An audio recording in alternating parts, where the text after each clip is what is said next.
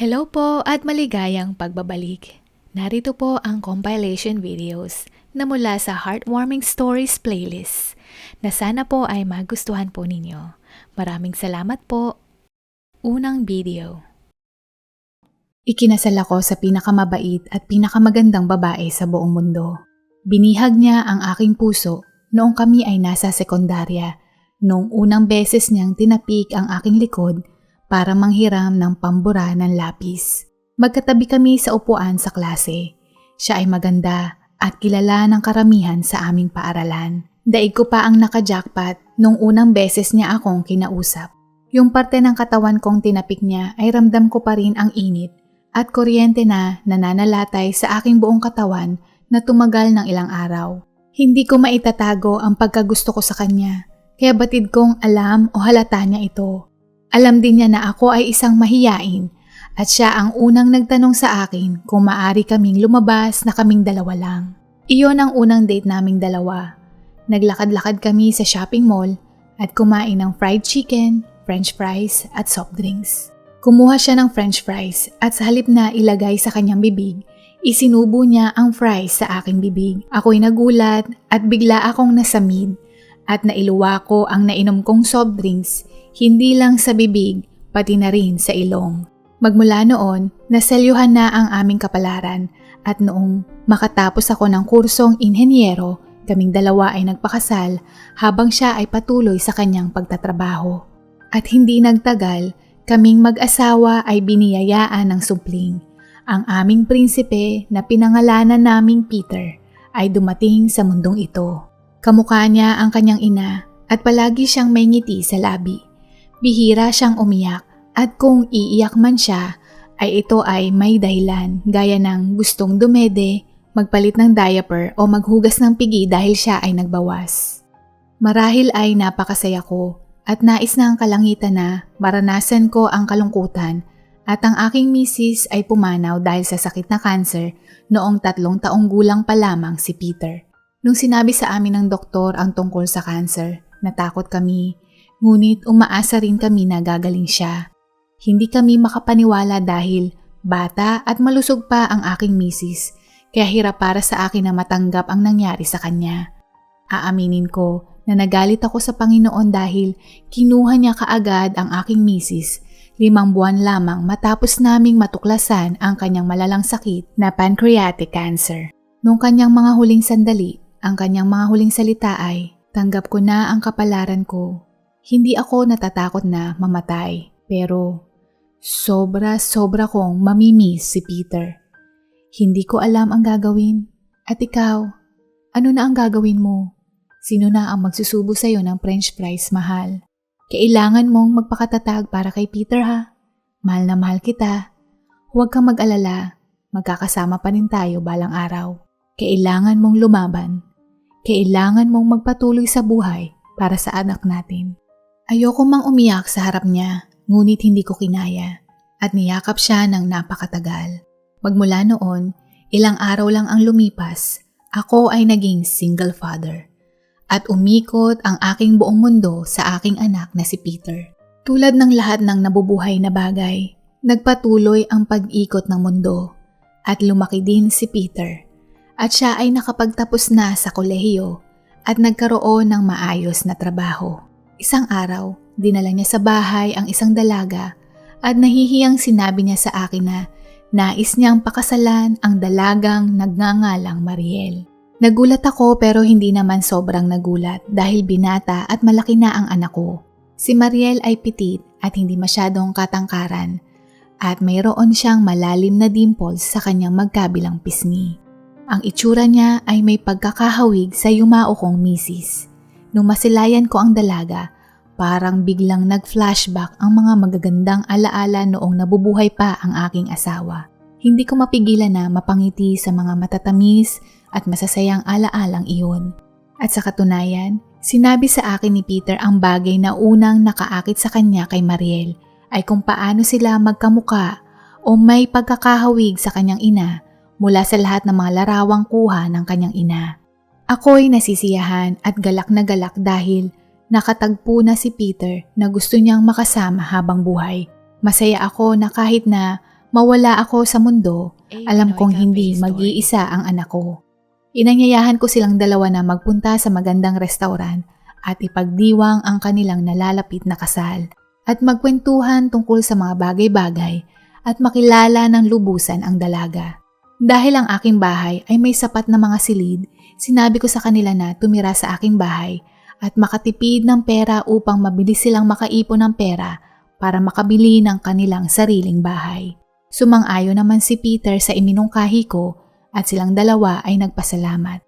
Si Mariel ay ulila na sa magulang mula noong siya ay nasa unang taon ng sekundarya at siya ay nakatira sa isang malayong kamag-anak at siya ay palipat-lipat ng kamag-anak hanggang siya ay makatapos ng high school. Siya ay scholar at working student ng isang pampublikong pamantasan at umuupa ng bed space malapit sa kanyang pinapasukang paaralan. Lumipat siya sa aking bahay 6 na buwan bago ang kanilang nakatakdang kasal ni Peter. Silang dalawa ay abala sa mga kailangang pag-aayos ng kanilang kasal, mga imbitasyon, mga bisita, simbahan, lugar ng reception, damit at iba pa. Sa loob ng mga panahong nagsama na sila sa isang bubong, may panibagong balita silang naibalita sa akin. 2 buwan bago ang nakatakdang kasal, natuklasan ni Mariel na siya ay nagdadalang tao. Labis akong nagagalak dahil magkakaroon na ako ng apo. Mas lalong sisigla ang aking tahanan mula kay Peter, kay Mariel at bagong sanggol na biyaya sa aming pamilya. Sa sobrang kasiyahan at kasabikan ko nung makita ko ang ultrasound, dali-dali akong nagmaneho papunta sa shopping mall upang bumili ng mga gamit para sa darating naming anghel. Kahit na sinabihan ako ni Peter na mag-intay hanggang sa malaman namin ang kasarian ng bata. Sumagot ako na madaming gamit ng pangbata na pwedeng sa lalaki o babae. Kumain din kami sa isang restaurant sa Taguig upang ipagdiwang ang pagbubuntis ng aking manugang na babae. Kaming lahat ay parang nasa alapaap at labis-labis na kasiyahan ang aming nadarama. Mula noon, ang aking panga ay nangangalay dahil palagi akong nakangiti at ako ay tunay na masaya. Subalit, binigyan na naman ako ng bagong trahedya at sa pagkakataong ito, ang loob ko ay lumayo sa Panginoon dahil labis-labis ang kanyang pinarana sa akin at hindi ko maintindihan kung bakit at kung anong kasalanan ko kung bakit ko dinanas ito. Isang gabi, 2 linggo bago ang nakatakdang kasal, si Peter ay subsob sa pagtatrabaho at palaging nag-overtime sa kadahilan ng pandagdag sa gastos ng kanilang kasal at sa darating na sanggol. Madami-dami rin ang kanilang naimbitahang bisita at gusto niyang iparanas kay Mariel ang engrandeng kasal na alam naman natin na ito ay isang pangarap ng lahat ng kababaihan. Nung araw na papauwi na siya galing sa trabaho, hindi siya nagmaneho dahil coding siya nung araw na iyon. Kaya naman siya ay nakiangka sa motorsiklo ng isa niyang kasamahan sa trabaho. Marahil sa sobrang pagod, siya ay nakatulog habang nakaangkas at nahulog. Nung nahulog siya sa kalsada, meron silang kasunod na sasakyan na mabilis ang pagpapatakbo at hindi kaagad nakapreno at siya ay nasagasaan at pumailalim sa sasakyan. Dead on the spot si Peter nung araw na iyon. Ang balita ay talagang labis na nakakabigla at hindi ako makapaniwala na parang ako ay binabangungot lamang. Sa isang magulang na tulad ko, labis ang aking pighati dahil hindi man lang naranasan ni Peter na tumungtong sa edad ko at ang masaklapan nito, hindi man lang niya masisilayan ang kanyang sanggol. Kahit na nung libing ni Peter, ang aking luha ay hindi dahil sa pagdadalamhati, kundi ang galit ko sa Panginoon, na sana ako na lang ang kinuha niya. Na bakit niya ipinagkait kay Peter ang magkaroon ng isang ina, na bakit din niya ipinagkait kay Peter na maramdamang maging isang ama. Hindi ko talaga maintindihan, kaming dalawa ni Mariel ay parang zombies. Hindi makakain, hindi makapagsalita, at pareho din naming hindi matanggap ang sinapit ni Peter. Gustuhin man naming umiyak pero wala na kaming iiiyak.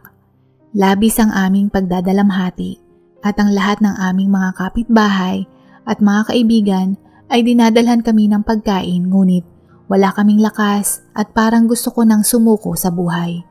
Makalipas ang 1 buwan mula ng aksidente, nakabukas ang TV habang nanonood si Mariel sa sala at ako naman ay nakaupo sa may bintana nang may narinig kami sa palabas na isang batang lalaki na tinawag ang kanyang ama at sabing, "Pa, wag mo akong iwan."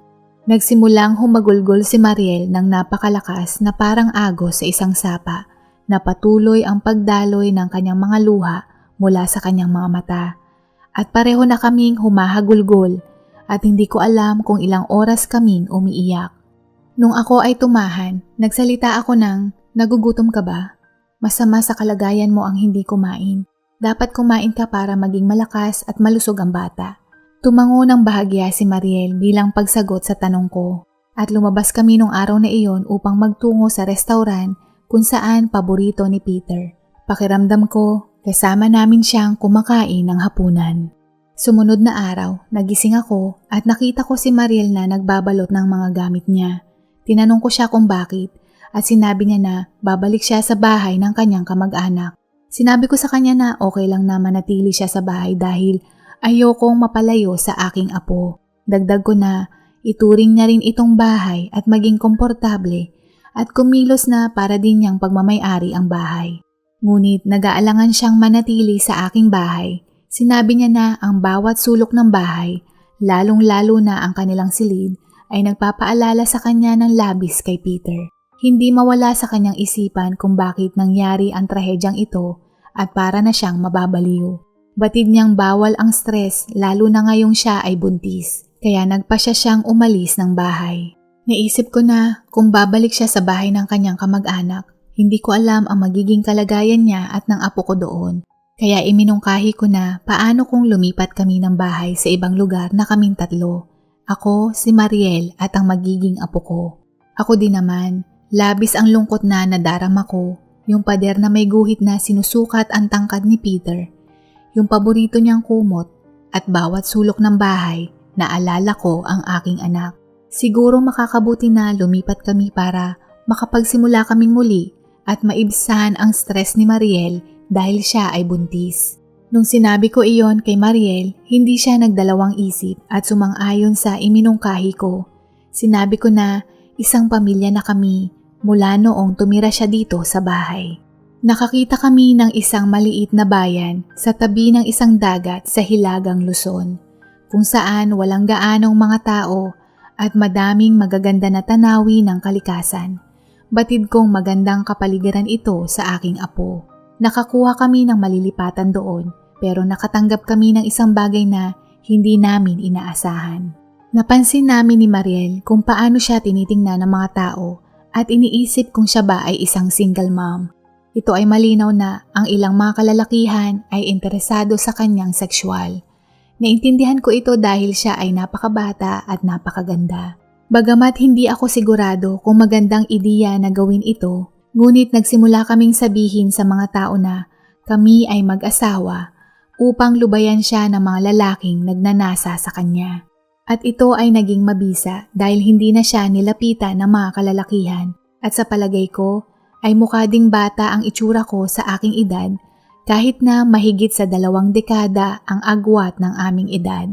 Ang buhay namin sa probinsya ay nakatulong na pagalingin ang malaking sugat sa aming puso. Ipinanganak din niya ang isang malusog na baby boy. Lumipas ang taon, nakakapaglakad na ito at masayang nagtatampisaw sa tabing dagat at masayahing bata. Sa kabila ng mga pinagdaanan ko, humingi ako ng tawad sa Panginoon at pinagdarasal na pahabain ang buhay ng aking apo para maranasan niya ang buhay na hindi naranasan ng kanyang ama. Si Mariel ay bumalik na sa kanyang orihinal na masayahing pagkatao. Tumatawa at nakikipagbiruan na din at masaya din bilang isang ina sa aking apo. Pagkatapos isang araw, umuwi ako at siya ay nakaupo sa harap ng TV. Akala ko siya ay nanonood, ngunit nang lumapit ako, umiiyak pala siya. Nag-alala at umupo ako sa tabi niya at tinanong kung ano ang mali. At niyakap niya ako bigla at humagulgol ng husto. Alam ko siyempre kung bakit. Namimiss niya ang anak ko. Niyakap ko din siya pabalik at ako ay lumuha din. Nung siya ay tumahan, tumingin siya sa akin at ngumiti sabay sabing, Nagugutom po ba kayo? Magluluto po ako ng sinigang. At tumayo at nagtungo sa kusina. Simula noong araw na iyon, parang mas palakaibigan siya sa akin kaysa dati. Kapag nagpupunta kami sa palengke, hahayaan niya akong hawakan ng bata at hahawakan niya ang aking kamay. At kapag umuwi ako galing sa trabaho, sasalubungin niya ako ng may ngiti at yakap at hahalik sa aking pisngi sabay sambit ng welcome home. Sa isang banda, hindi ako sigurado kung ayos lang para sa amin na gawin ito. Ngunit hindi ko nais na masira ang kanyang masayang kalooban. At sa totoo lang, masarap sa pakiramdam na tratuhin ako ng ganoon. Hanggang sa isang araw, nakakuha ako ng lakas ng loob at maingat na tinanong siya habang naglalakad kami galing sa palengke habang magkahawak kamay at sabing, "Sa tingin mo ba, hindi ba nakakailang sa paningin ng iba na magkahawak tayo ng kamay?" Tumingin siya sa akin at tumawa ng malakas at sumagot ng, "Bakit naman? Di ba sabi natin sa kanila na mag-asawa tayong dalawa?" Inilingon ko ang aking muka kasalungat ng kanyang muka at nadama ko ang aking labi ay napangiti ng bahagya. Napaisip ako, talaga bang iniisip niya na mag-asawa nga kami? Natotohanin na namin ang sinabi namin sa aming mga kapitbahay dito? Habang iniisip iyon, pakiramdam ko, ako ay nagmumurang kamatis. Nakaramdam ako ng konting galak sa aking puso, subalit ako ay labis na nakokonsensya dahil naalala ko ang aking anak. Pakiramdam ko, pinagtataksilan ko si Peter. Kaya naman ibinasura ko ang naisip ko hingil sa posibleng relasyon namin ni Mariel. Ngunit sa pagdaan ng mga araw, mas lumalalim ang aming pagkakamabutihan. Ang masakla pa dito ay napanaginipan ko na kami ay totoong mag-asawa. Batid kong hindi ito katanggap-tanggap pero hindi ko maiwasan ang mag-imahe ukol dito. Kusa ko nang hinahawakan ang kanyang kamay kapag lumalabas kami. Hinahalikan din ang kanyang pisngi kapag binati niya ako tuwing ako ay uuwi sa bahay galing sa trabaho. At kasabayan nito, nakaramdam din ako na parang ang laki ng pagkakasala ko sa aking anak.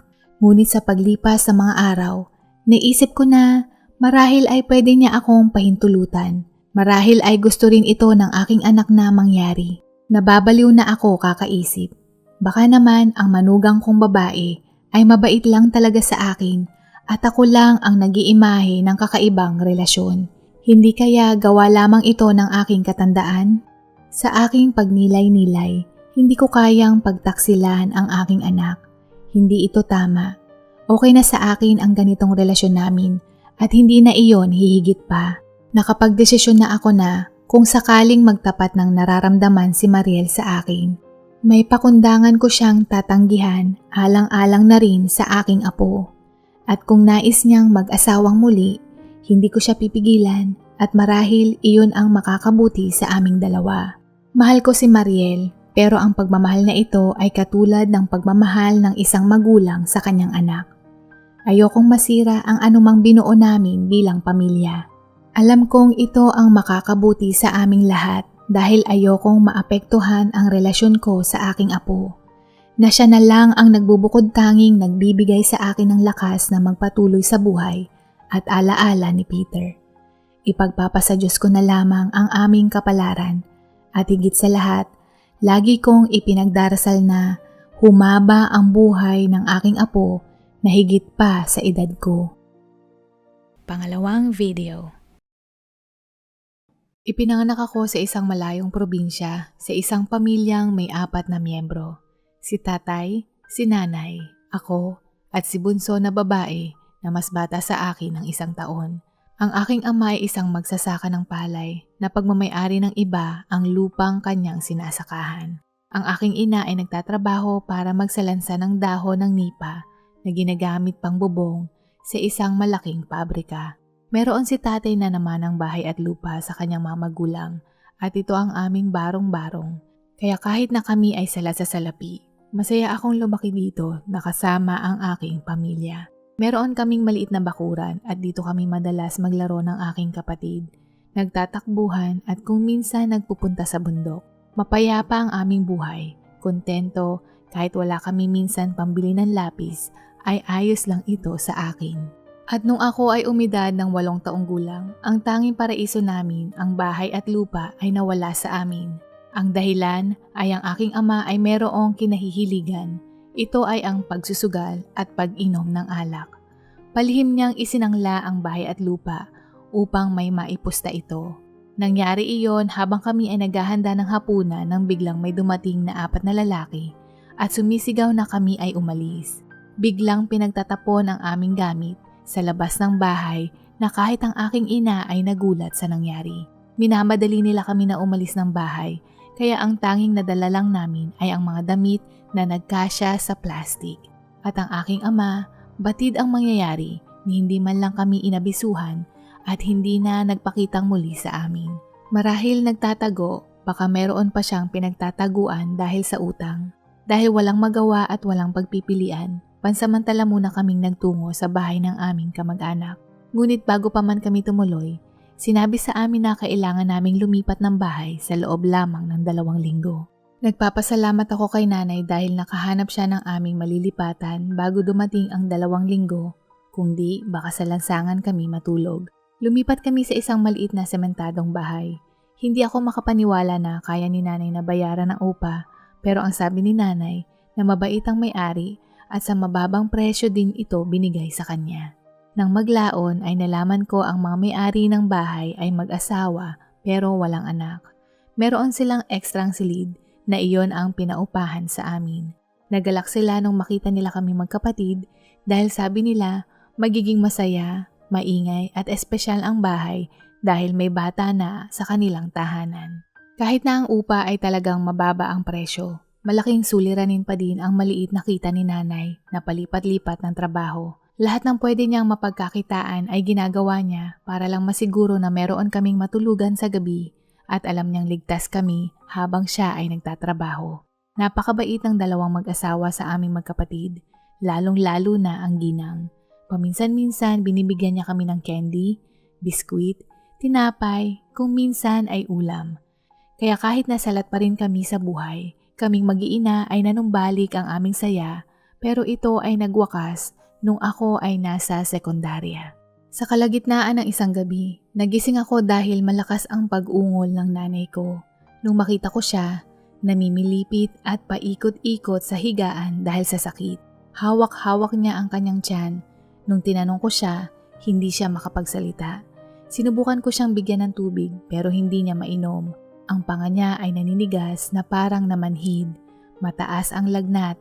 Ito pala ay sintomas ng tetano. Agad ko siyang dinala sa pinakamalapit na ospital.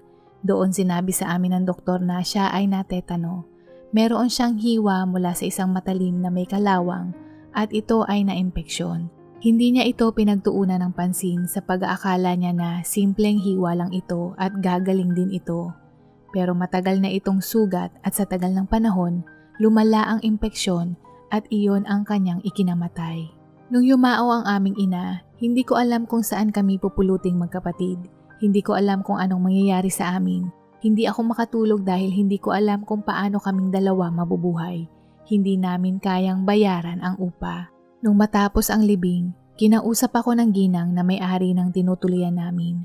Nauna akong nagsalita at gustong makiusap na kung maaari ay tumira pa din kami doon at gagawin ko ang aking makakaya para makabayad ng upa. Dire-diretso akong nagsalita at kumbinsihin siyang hindi kami paalisin.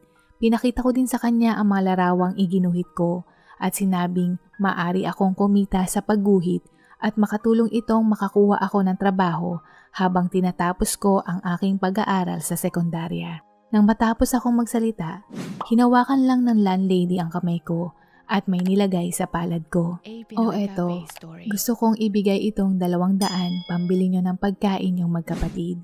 At hindi mo na kailangan mag-alala dahil pwede kayong manatili ng kapatid mo. Hindi mo din kailangan magbayad ng upa. At mula ngayon, pwede nyo kaming saluhang mag-asawa na kumain. Dadalawa lang kami sa bahay at kailangan yung kumain para lumaki kayong malakas at hindi magkasakit, sabi sa akin ng ginang. Labis akong nagpapasalamat sa kanya habang ang luha ko ay patuloy na umaagos sa aking pisngi. Tinapik niya ang aking balikat para ako ay pakalmahin at naramdaman ko ang sinseridad ng kasera sa aming magkapatid. Bagamat sinabi sa akin ng kasera na hindi ko kailangan maghanap ng trabaho para magbayad ng upa, pero ako ay nahihiya lalo na doon pa kami kumakain. Kaya naghanap ako kaagad ng mapapasukan. Ang aking kapatid na babae ay tumutulong sa paglalaba tuwing linggo sa bahay ng kasera. At tuwing pagtapos sa eskwelahan, siya ay nakahanap ng part-time bilang tendera ng panaderya malapit sa aming paaralan.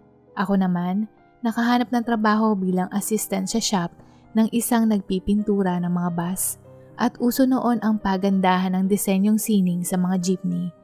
Kumbaga, mas makulay na disenyo, mas cool tingnan na nakakaakit ng pasahero. At dahil magaling akong gumuhit, isa ako sa mga nagdidisenyo ayon sa kagustuhan ng kliyente. Tumutulong din ako sa bahay ng mag-asawa kung may kailangan ikumpuni o ayusin sa kanilang bahay, tulad ng pagpipintura, pagpapalit ng bumbilya at iba pa. Sa pinagsamang kita naming magkapatid, nagbibigay kami ng pera sa ginang dahil gusto naming magbayad ng renta. Nung makatapos na ako ng sekundarya, full-time na akong nagtatrabaho bilang pintor. Dito, nakakapagbayad na kami ng upa sa itinakdang panahon.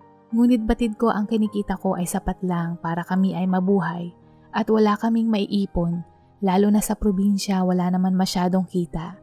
Kaya naisip ko na kailangan namin ng kapatid ko na lumuwas ng Maynila para sumubok at bumuo ng aming kinabukasan. Sinabi ko ang plano namin sa mag-asawa. Nalungkot sila pero hindi nila kami pinigilan dahil gusto din nila ang magandang buhay para sa amin. At nung nakatapos ang aking kapatid na babae sa sekundarya, iyon na ang tamang panahon para kami ay lumuwas. Kami ay nagpaalam at lahat kami ay nalungkot.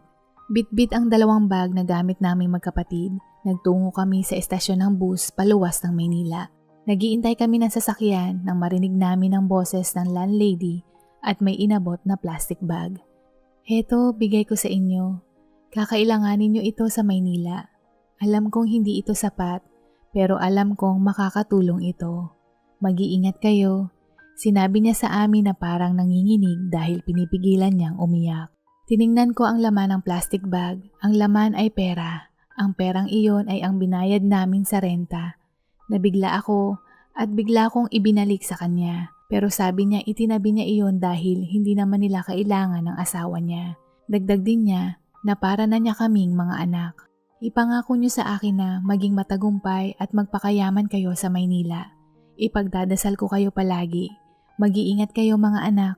Wika niya sabay ngumiti at hinaplos niya ang aming mga pisngi at naramdaman ko ang mainit na pagmamahal muli ng isang ina. Niyakap namin siya ng kapatid ko at kami ay umalis ng may luha sa aming mga mata nung nagpaalam kami sa ginang. Habang lula ng bus papuntang Maynila na nakatingin sa bintana, naisip ko na ang swerte naming magkapatid sa mag-asawa na tila binigyan kami ng anghel para malampasan ang mga pagsubok na dinaanan namin sa buhay. Sisikapin naming magsikap na magkapatid at kapag kami ay matagumpay, dadalawin namin muli ang mag-asawang kumupkop sa amin. Nung nakarating kami sa Maynila, talagang ibang-iba ito sa aming probinsya. Malaki, madaming sasakyan, abala ang mga tao at meron ding traffic. Umupa kami ng pinakamurang kwarto para sa aming matutuluyan at makalipas ang ilang linggo, natanggap ako sa pagawaan ng jeepney na nagpipintura at nagdidisenyo ng magandang larawan para sa kanilang mga jeepney. Ang kapatid kong babae naman natanggap bilang waitress sa isang malaking kainan. Mula nung naulila kami sa mga magulang, maaga kaming natuto na maging masinop sa pera. Kaya naman nung lumuwas kami ng Maynila, dinoble pa namin ang pagiging matipid. Lahat ng paraan para makatipid, gaya ng sa pagkain, sa mga gamit at ultimo pamasahe para makatipid ay ginawa naming dalawa. At hindi naman nasayang ang aming pagtsatsaga dahil nagbunga ang aming pagsisikap. Sa loob ng 2 taon sa aking taglay na talento sa sining, madami akong mga naging kliyente na magpintura ng kanilang mga jeepney. Sa sobrang dami ko ng mga kliyente, tinulungan na ako ng aking kapatid. Kaming dalawa ay nagsosyo sa negosyong ito. Siya ang tagakuha ng impormasyon, gustong disenyo at naghahawak ng aming kita. Hanggang sa natuklasan ko ang tattoo artist. Dinala ko din ang talento ko sa pagtattoo at dito mas malaki ang aming kita. At ito ang aming pinagtuunan ng pansin. Hanggang sa nakapagbukas kami ng maliit na tattoo shop at makalipas ang ilang taon, nagkaroon kami ng ilan pang empleyado. Nagsimula ng umusbong ito lalo na nung nagkaroon kami ng kliyente na isang artista at mula dito dumami ang aming rekomendasyon. Pero hindi pa din nawawala ang hilig kong magpintura sa mga jeepney at ginagawa ko ito paminsan-minsan. Maraming taon na ang lumipas. Dito naranasan naming magkapatid na makakain sa restaurant, nakanood ng sine at nakakuha kami ng lupa na hinati namin sa dalawa at nagpatayo ng 2 bahay para kaming dalawa ay magkapit bahay. Sa pagkakataong ito, pareho na kaming may sariling pamilya, kinasal at may mga anak. Maligaya at mapayapa ang aming mga taong lumipas. Hanggang sa isang umaga, ako ay nagninilay-nilay habang umiinom ng kape. Bigla kong naalala ang aming probinsya. Matagal na panahon na hindi kami nakakauwi at naalala ko din ang mabait na mag-asawa. Kung kamusta na sila dahil hindi namin napagpatuloy ang aming ugnayan mula noong lumuwas kami ng Maynila. Hindi namin matatamasa ang tagumpay na ito kung hindi dahil sa kanilang tulong. Gusto kong magpaabot ng pasasalamat sa kanila. Nabanggit ko ito sa aking kapatid at nasabi niya na naisip din niya ang aming probinsya at ang mag-asawa. Kaya nagplano kami na magbakasyon kasama ang aming buong pamilya, ang aming mga asawa at mga anak. Tumuloy kami ng panahon ng tag-init. Bumalik kami sa probinsya at nag-check-in sa isang budget hotel. Nung kinabukasan, nagtungo kami sa bahay ng mag-asawa. Ganoon pa din walang nagbago. Ngunit nung kumatok kami, ibang tao na hindi namin kilala ang nagbukas ng pintuan. Ayon sa taong iyon, lumipat na daw ang dating taong nakatira doon pero hindi nila alam kung saan ito lumipat. Kaya naman nagtingin-tingin kami at nagtanong-tanong sa mga kapitbahay baka sakaling alam nila kung saan lumipat ang mag-asawa. Hanggang sa may nakapagsabi sa amin na ang ginang ay madalas nakikita sa may palengke. Nagpunta kaming magkapatid at doon nakita namin ang ginang. At nung papalapit na kami, may napansin kaming kakaiba. Ang kanyang damit ay may butas, madumi at hindi magkapareho ang tsinelas. Bigla kaming napahinto, tinitingnan ng maigi at sigurado kaming siya nga ang ginang. Kaya imbes na magpakita sa kanya ng mga sandaling iyon, sinundan namin siya. Habang papalapit na siya sa kanyang bahay, maliit at sa may dulo ng makitid na daan at doon namin nakita ang kanyang barong-barong. Nakakadurog ng puso na ganoon ang kanyang sitwasyon. Kumatok ako sa pintuang hindi nakasara at nung siya ay lumabas, hindi niya kaagad kami nakilala. At nung nagpakilala kami, biglang laki ng kanyang mga mata at niyakap niya kami ng mahigpit. Pinatuloy niya kami sa kanyang bahay na gawa sa pinaghalong kawayan at plywood. May mga butas din at inalok niya kami kung gusto naming uminom ng tubig. Nung nakaupo na kami, ikinuwento niya sa amin ang nangyari. Madaming taon na ang lumipas mula noong pumanaw ang kanyang asawa. At dahil walang mga anak, naging malungkot siya at nagkaroon ng sakit na naging dahilan upang madaling naubos ang kanyang pera. Hanggang sa ibinenta din ang bahay at lupa para iyon ang gamitin pampagamot. Ngunit maging ang perang napagbentahan ay madali ding naubos. Matanda na din siya, hindi na siya nakapaghanap ng trabaho. Hindi niya mapigilan na maluha habang siya ay nagkukwento sa aming magkapatid. Dito ko din napansin na hindi siya nakatingin sa amin ng diretsyo. At nung inilawan ko ang kanyang mga mata, napagtanto ko na siya ay may katarata. Wala nang pag-aalangan, alam ko ang dapat naming gawin. Nung gabing iyon, inimpake namin ang kanyang gamit na kasya sa isang bag dahil wala siyang masyadong kagamitan. Dinala namin siya sa hotel at ipinakilala sa aming mga asawa at mga anak. Kinabukasan, naghanap kami ng bahay na pwede niyang matirahan. Na ilang beses na tinanggihan ng ginang ang aming alok pero hindi kami nagpatinag dahil sabi ko hindi pa ito mapapantayan sa pagkupkup niya sa aming magkapatid. Salamat mga anak, pero huwag na kayong mag-abala, hindi na ito kailangan. Sabi niya sa amin na may malambing na boses. At bigla akong may naisip na mas magandang ideya. Imbes na umupa ng bahay dito sa probinsya at siya lang mag-isa ang tumira, kakailanganin niya ng mag-aalaga sa kanya. Kaya iminungkahi ko na siya ay sumama sa amin sa Maynila at tumira kasama naming magkapatid. Alam niyo po, bakit pa tayo magrerenta ng bahay? Ang mas maganda, sumama po kayo sa amin sa Maynila at magmula po ngayon sa amin na po kayo titira, mungkahi ko. Bago kami lumuwas ng Maynila, namasyal kami sa mga sikat na lugar sa amin. At nung nakabalik kami sa lungsod, agad kaming nagtungo sa doktor para ipatingin ang kanyang katarata. At siya ay inoperahan at gumaling. Dito nakita niya ang aming tattoo shop at ang mga iba't ibang disenyo na iginuhit ko sa mga jeepney. Nakatira siya sa aking bahay at ang kanyang kwarto ay nasa unang palapag na mayroong sariling banyo para hindi na siya lalabas ng kwarto at maglalakad sa tuwing gabi kapag kailangan niyang gamitin ito. Nakakataba ng puso na makita siyang nakangiti at naging malapit din siya sa aming mga anak na ang tawag sa kanya ay Lola. Sa tuwing nakikita ko siyang nakangiti, ito ay sumisimbolo na kaming dalawang magkapatid ay naririto ngayon dahil sinagip niya kami sa pamamagitan ng kabutihan, mainit na pagmamahal at kagandahang loob. Palagi siyang nagpapasalamat sa ginawa namin. Pero bago pa man siya matapos sa kanyang sasabihin, sasagot na ako na, nagkakamali po kayo.